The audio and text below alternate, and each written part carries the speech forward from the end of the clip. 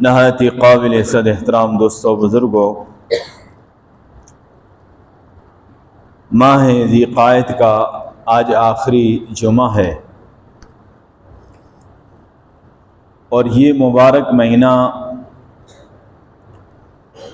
ان 4 مہینوں میں شامل ہے جن کو حرمت والے فضیلت والے مہینے کہا گیا ہے، اور قرآن کریم میں اس کا ذکر ہے کہ ان عدۃ الشہور عند اللہ 12 شہرا فی کتاب اللہ، بے شک اللہ کے نزدیک مہینوں کی جو گنتی ہے وہ 12 مہینے ہیں، فی کتاب اللہ، یہ اللہ کی کتاب میں اور اللہ کے علم میں یہ پہلے سے سب کچھ طے شدہ ہے۔ یوم خلق السماوات والارض، جس دن سے اللہ نے آسمانوں کو اور زمین کو پیدا کیا ہے، منہا 4 حرم، ان 12 مہینوں میں سے 4 مہینے حرمت والے فضیلت والے ہیں۔ ذالک الدین القیم، یہی مستحکم مضبوط دین ہے۔ فلا تظلموا فیہن انفسکم، گناہ اور نافرمانی کر کے ان مہینوں میں بالخصوص اپنی جانوں پہ ظلم نہ کرنا، اور ان مہینوں میں جنگ و قتال سے اپنے آپ کو بچانا۔ حکم مسلمانوں کا ہے کہ ان مہینوں میں جنگ و قتال کا اپنی طرف سے آغاز نہ کریں، اگر دشمن نے جنگ مسلط کی ہے تو پھر اپنا دفاع کرنا ہے۔ انہی آیات میں اسی بات کا ذکر ہے کہ اگر ان حرمت والے مہینوں میں بھی دشمن آپ پہ جنگ مسلط کر دے تو وَقَاتِلُوا الْمُشْرِكِينَ كَافَةً كَمَا يُقَاتِلُونَكُمْ كَافَةً، صرف کفار کے ساتھ تم قتال کرو اور مکمل تیاری کے ساتھ جمع ہو کر ان سے قتال کرو، جس طرح ان حرمت والے مہینوں کا وہ لحاظ نہ کر کے تمہارے ساتھ جنہوں نے قتال اور جنگ کا آغاز کیا۔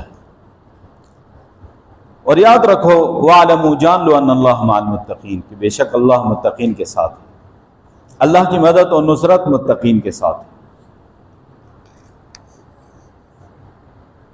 تو دوستو یہ ذی قعدہ کا مہینہ، اس کے چند دن ہیں، اس کے بعد ذو الحج کا آغاز ہو رہا ہے انشاءاللہ۔ تو ان 4 حرمت والے مہینوں میں ذو الحج بھی ہے، اور ذو الحج کا جو مبارک مہینہ ہے اس کی اپنی جگہ پہ بڑی فضیلت ہے۔ اس مہینے کے اندر اللہ نے کئی عبادتوں کو جمع کر دیا ہے، اس لیے ذو الحج کی فضیلت زیادہ ہے۔ پیارے محبوب صلی اللہ علیہ وسلم نے ارشاد فرمایا کہ ما من ایام افضل عند اللہ من ایام 10 ذی الحج، فرمایا اللہ کے نزدیک عبادت کے لیے بہترین زمانہ، اللہ کے نزدیک عبادت کے لیے بہترین زمانہ وہ 10 ذی الحج کا ہے، یہ 10 دن ہیں، اور ان دنوں کی فضیلت اور ان دنوں میں کی ہوئی عبادت کی فضیلت بہت زیادہ ہے۔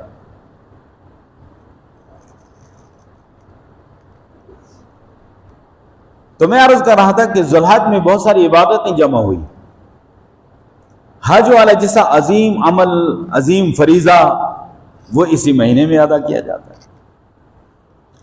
وقوف عرفہ ہے، حج کا بنیادی رکن ہے، وہ بھی اسی مہینے میں۔ قربانی جیسا عظیم عمل وہ بھی اسی مہینے میں۔ اور یہ جو ابتدائی 10 دن ہیں ذو الحج کے، ان میں روزے کی جو فضیلت ہے پیارے محبوب صلی اللہ علیہ وسلم نے فرمایا کہ عشرہ ذی الحج کے ایک دن کوئی روزہ رکھتا ہے اس کو 1 سال کے روزوں کا ثواب ملتا ہے، اور ایک رات عبادت کرتا ہے تو اس کو لیلۃ القدر کے برابر ثواب ملتا ہے۔ اور فرمایا کہ جب 9ویں تاریخ آ جائے، یوم عرفہ جس کو کہا جاتا ہے، اس دن جو روزہ رکھے گا 1 سال گزشتہ اور 1 سال آئندہ کے گناہوں کا کفارہ ہوگا۔ اتنی بڑی فضیلت ہے، تو اس میں بہت ساری عبادتیں جمع ہو گئی، حج بھی، قربانی بھی، روزہ بھی، باقی صدقہ و خیرات، عبادات، وہ ساری وہ خیر کے جتنے کام ہیں وہ اس مہینے میں جمع ہیں، اس لیے اس کی فضیلت بہت زیادہ ہے۔ جس طرح رمضان شریف کی فضیلت ہے، پورا مہینہ فضیلتوں والا، لیکن آخری جب رمضان کا عشر آتا ہے وہ زیادہ فضیلت والا ہوتا ہے، کیونکہ اس میں لیلۃ القدر ہوتی ہے۔ یہ پورا مہینہ فضیلتوں والا ہے ذو الحج، لیکن اس کے ابتدائی 10 دن وہ زیادہ فضیلت والے ہیں۔ قرآن شریف میں اس کا ذکر بھی آتا ہے کہ والفجر ولیال عشر، قسم ہے فجر کی اور 10 راتوں کی، والشفع والوتر، اور جفت اور طاق کی، یعنی 9ویں اور 10ویں تاریخ کی۔ تو ان 10 دن رات جو ایسے ہیں ان کی قرآن میں اللہ نے قسم فرمائی، اتنی فضیلت کے حامل ہیں یہ دن رات۔ اس لیے اللہ نے ہمیں اپنی زندگی میں کچھ ایسے لمحات عطا کیے ہیں کہ ہماری روحانی پرواز بلند ہو جاتی ہے، اور ان مبارک لمحات میں، ان مبارک ایام میں یہ عشرہ ذی الحج بھی ہے کہ پیارے نبی کے امتی ان مبارک لمحات میں جب اعمال عبادات کرتے ہیں ان کی روحانی پرواز بہت بلند ہو جاتی ہے، ان کے درجات بلند ہو جاتے ہیں۔ یہ اللہ کا کرم اور فضل ہے کہ پیارے محبوب صلی اللہ علیہ وسلم کی امت کو پیارے محبوب صلی اللہ علیہ وسلم کے صدقے سے یہ خصوصیات اللہ نے عطا کر دی۔ کبھی لیلۃ البرات ہے، کبھی لیلۃ القدر ہے، شب جمعہ ہے، پھر عید الاضحیٰ کی رات ہے، عید الفطر کی رات ہے، اور یہ مبارک ایام ہیں، ان میں آپ عبادت کرتے ہو اس کا اجر و ثواب بہت زیادہ ہے۔ اس لیے ان ایام میں عبادات اور اعمال کی طرف زیادہ توجہ دینی چاہیے، اور بالخصوص فرمایا کہ اللہ کی حمد بیان کرو زیادہ سے زیادہ، الحمدللہ، اللہ کی تسبیح بیان کرو زیادہ سے زیادہ، سبحان اللہ، اللہ کی کبریائی اور بڑائی بیان کرو، اللہ اکبر، اور تحلیل لا الہ الا اللہ، یہ مبارک کلمات کثرت کے ساتھ ان ایام میں پڑھا کرو، سبحان اللہ والحمد للہ ولا الہ الا اللہ واللہ اکبر۔ یہ تو مہینہ شروع ہوتے ہی اس کا آغاز ہو جاتا ہے، باقی اس کی 9ویں تاریخ سے ایام تشریق کا آغاز ہوتا ہے، جن میں تکبیرات تشریق پڑھی جاتی ہیں۔ وہ ایک علیحدہ وظیفہ ہے، وہ ایک علیحدہ روحانی تربیتی کورس ہے، اللہ نے اس امت کو عطا کیا ہے، تقریباً 5 دنوں پہ وہ مشتمل ہوتا ہے، اور ان میں بھی یہی کلمات ہوتے ہیں کہ اللہ اکبر لا الہ الا اللہ واللہ اکبر وللہ الحمد۔ تو ان کو سیکھو اور ابھی سے اللہ سے مانگو، اس کی تیاری کرو، اور ان لمحات کو قیمتی بناؤ، عبادات زیادہ سے زیادہ اہتمام کے ساتھ اپنے اوقات کو عبادات کے لیے فارغ کریں، اور تلاوت اور یہ جو کلمات ہیں، تسبیح ہے، تحلیل ہے، تحمید ہے، تکبیر ہے، ان کا اہتمام کریں۔ یہ بہت روحانی ماحول اللہ ہمیں عطا کر رہا ہے، نہ جانے پھر یہ روحانی ماحول اور مبارک ایام ہمیں نصیب ہوں یا نہ ہوں۔ تو فرمایا کہ ما من ایام افضل عند اللہ من ایام عشر ذی الحج، فرمایا کہ اللہ کے نزدیک سب سے افضل ترین دن جو ہیں عبادت کے لیے وہ عشرہ ذی الحج کے دن ہیں، اور ان مبارک ایام کی آمد ہے، اور ذی قعدہ ہم سے رخصت ہو رہا ہے، اور ان عبادات یہ بھی حرمت والے مہینوں میں شامل ہے، اور اس میں خصوصی طور پہ اپنے آپ کو ہر طرح کے گناہوں سے، ہر طرح کے فسق و فجور نافرمانی سے اپنے آپ کو بچانے کی کوشش کریں۔ جس طرح ان مبارک ایام میں عبادات کا اجر بڑھا چڑھا کر اللہ عطا کرتا ہے، تو خدا نخواستہ کوئی نافرمانی گناہ ہو تو اس کا وبال بھی زیادہ ہے، اس کا وبال بھی زیادہ ہے۔ قرآن میں اس لیے فرمایا کہ یہ حرمت والے مہینے جو ہیں ان میں فلا تظلموا فیہن انفسکم، بالخصوص ان مہینوں میں گناہ نافرمانی کر کے اپنی جانوں پہ ظلم نہ کرنا۔ عام دنوں میں بھی اپنے آپ کو گناہ نافرمانی سے بچانا ہے، لیکن بالخصوص یہ جو حرمت والے 4 مہینے ہیں ان میں کوئی گناہ نافرمانی نہ کرنا۔ اگر ایسا کیا تو تم اپنی جانوں پہ ظلم کر ڈالو۔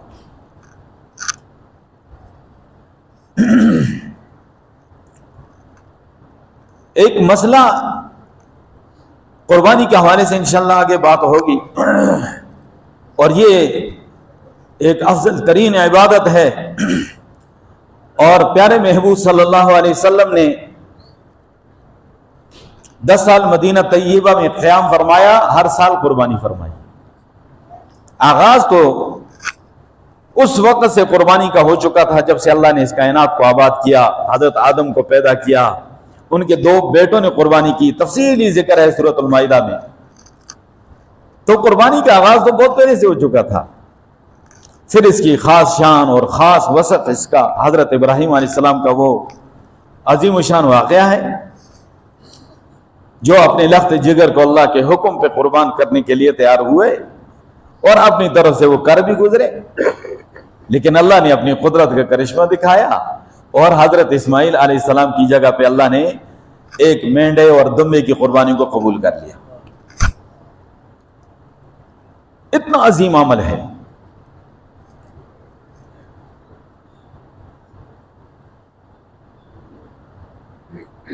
قربانی کا متبادل اور کوئی نہیں۔ آپ کو ایک شخص فرض نماز کہتا ہے جی میں فرض نماز نہیں پڑھتا جی، اسی جگہ نفل پڑھتا ہوں، یا اسی جگہ صدقہ کرتا ہوں، یا کوئی خیر کا کام کر لوں گا، نماز نہیں پڑھتا، تو ایسے ہو سکتا ہے؟ بھائی نہیں ہو سکتا ہے۔ یہ اپنی جگہ پہ فریضہ ہے، نماز اپنی جگہ پہ فریضہ ہے، اس کو پڑھو گے، اس کا متبادل اور کوئی نہیں ہے۔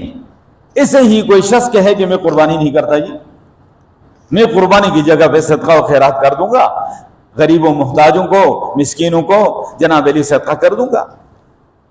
یہ بات میں اس لیے کر رہا ہوں جسے قربانی کا ماحول آتا ہے نا تو بہت سارے لوگ جو ہیں عجیب عجیب باتیں شروع کر دیتے۔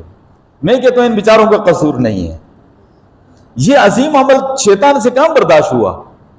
حضرت ابراہیم علیہ السلام اپنے لخت جگر کو قربان کرنے کے لیے مینا کی طرف چلے تو 3 جگہوں پہ شیطان نے راستہ روکا، شیطان کی دوڑ لگ گئی۔ پہلے حضرت حاجرہ کے پاس آیا اور کہا پتہ ہے کہاں لے کے جا رہا ہے؟ فرمایا تفریح کے لیے جا رہے ہیں، اور کوئی لکڑیاں کاٹ چن کر لائیں گے؟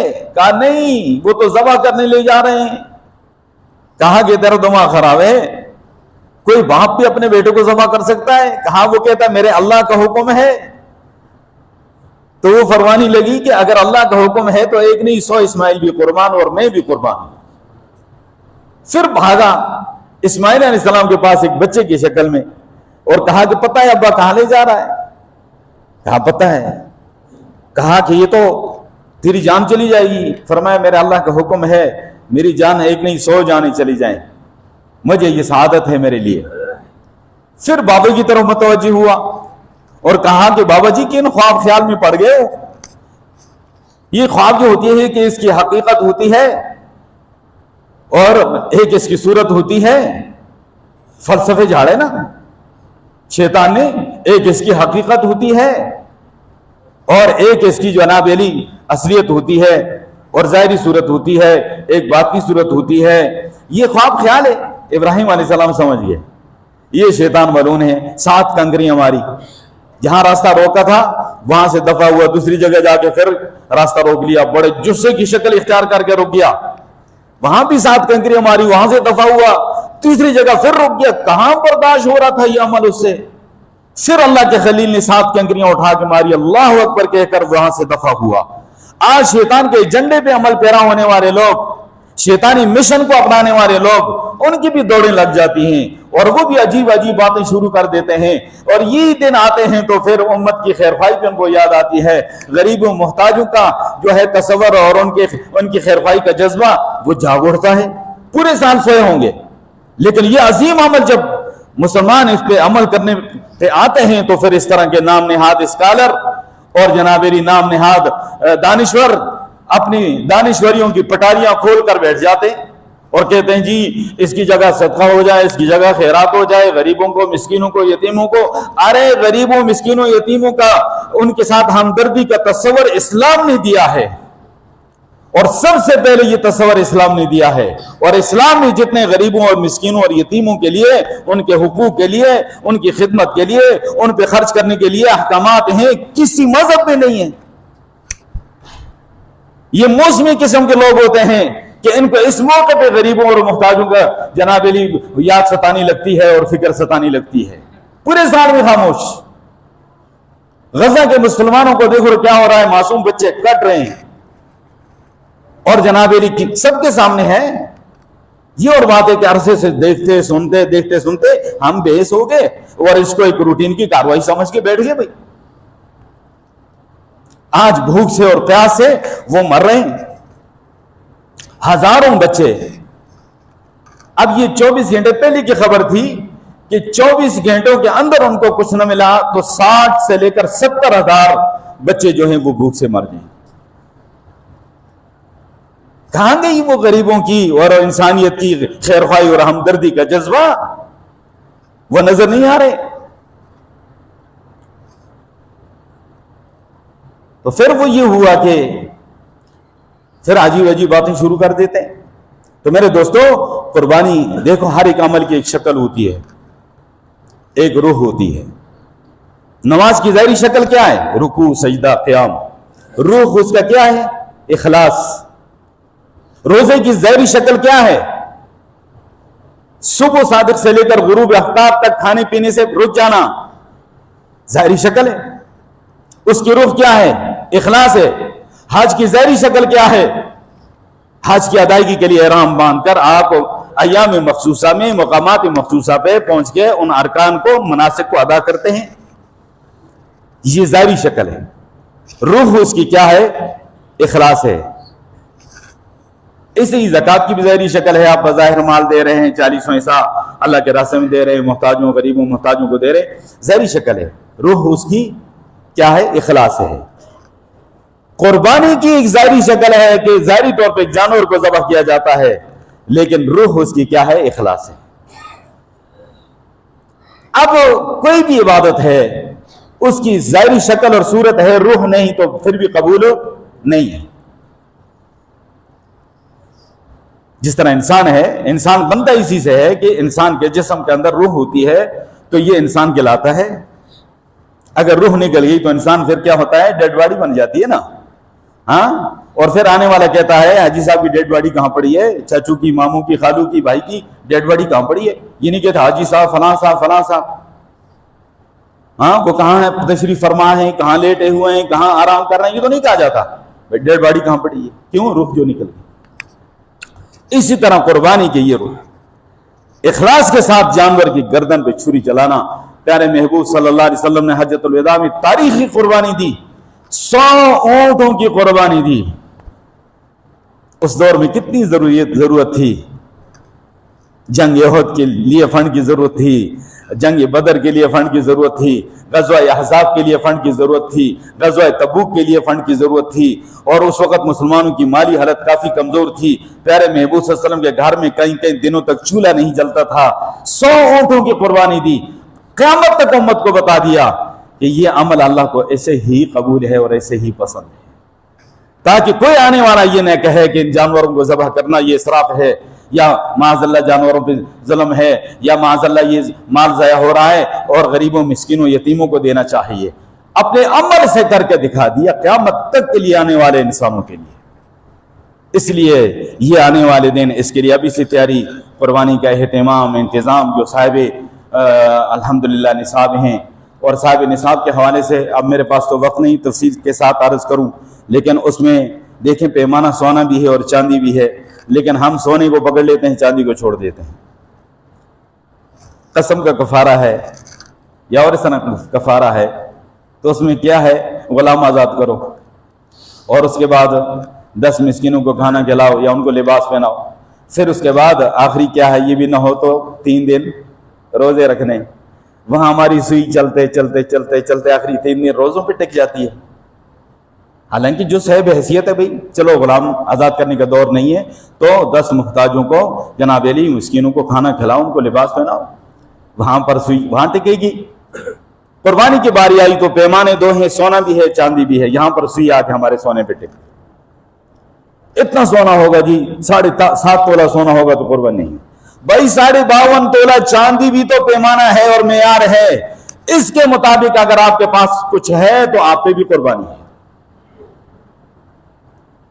اور 52.5 تولہ چاندی جو ہے 1,78,500 روپے بنتے ہیں، 3400 فی تولہ کے حساب سے آج کل کے ریٹ سے، تو 1,78,500 روپے جس کے پاس ہیں وہ صاحب نصاب ہے۔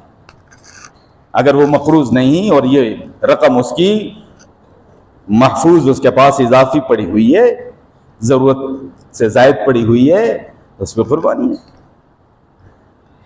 تو اللہ تعالیٰ کتنی رحمتیں اور برکتوں سے اللہ نوازتا ہے۔ یہ تو سال میں 1 دفعہ آتا ہے، پتہ نہیں پھر یہ مبارک ایام ہمیں یہ موقع ملے یا نہ ملے۔ اللہ سب کو عافیت کے ساتھ بار بار برکت نصیب فرمائے۔ تو مسائل کے حوالے سے میں مزید تو کچھ عرض نہ کر سکا، لیکن کسی کو ضرورت ہو مجھ سے وہ ڈسکس کر سکتا ہے۔ اللہ تعالیٰ ان آنے والے مبارک ایام کی ہمیں قدردانی کی توفیق عطا فرمائے۔ وآخر دعوانا